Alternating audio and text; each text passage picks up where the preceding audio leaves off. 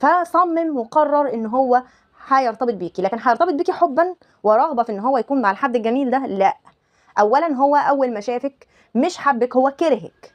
كرهك بمعنى انه كره الحاجات الحلوه اللي فيكي، اللي هو نفسه تكون عنده، ومش عارف، هو مش عارف يبقى الشخصيه الحلوه دي.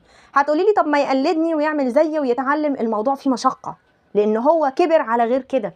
فان هو يحاول يعدل ده في نفسه دلوقتي، تزكيه النفس مش حاجه سهله، ومش اي حد ربنا بيمن عليه بالتزكيه لنفسه، الا البني ادم اللي عايز يعمل ده فربنا بيعينه. اما هو كانسان اختار طريق الشر واختار طريق الاذى، هل تفتكري هيبقى عنده الرغبه في تزكيه النفس؟ اكيد لا. هو عايز كل حاجه بالساهل. فبيعمل ايه؟ بيبدا يبص لك ويتعلم منك ويقلدك علشان يعمل النسخه بتاعته من القناع اللي هيحطه.